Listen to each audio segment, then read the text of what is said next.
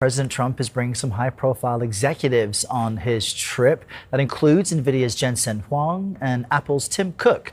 The president once called him Tim Apple, which just tickles me. He also brought Tesla's Elon Musk, as well as others. Let's bring in CBS News contributor Patrick McGee. He's also the author of the New York Times bestseller, Apple in China. Patrick, good morning. So what do you expect these executives to discuss in this trip, specifically when it comes to artificial intelligence and its power and what it can do? Because the US promotes open source technology while China is much more secretive about how its AI works. Is any of that likely to change?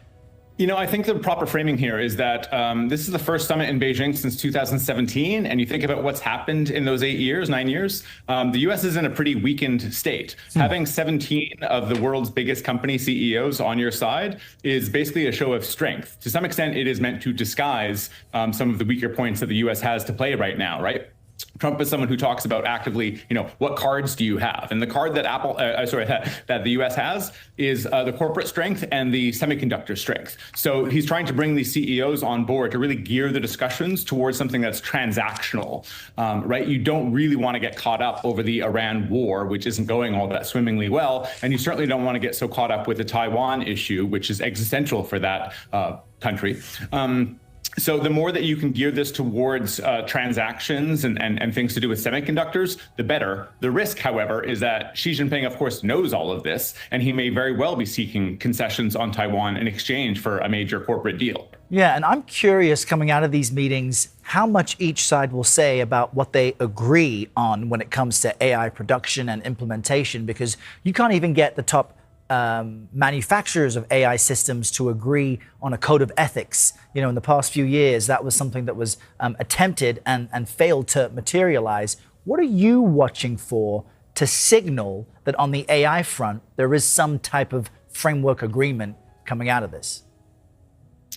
The AI issue is a really tough one. I'm not sure exactly that we should be thinking of something like a grand bargain or something of a big deal. I try to think of this the way a marriage counselor might, right? This is a relationship where the couples are sleeping in separate rooms and are basically going through the custody arrangements of who gets access to what portion of the supply chain. We shouldn't be thinking about a grand bargain. We should be thinking about harm reduction, right? We're worried that one spouse might want to burn the house down.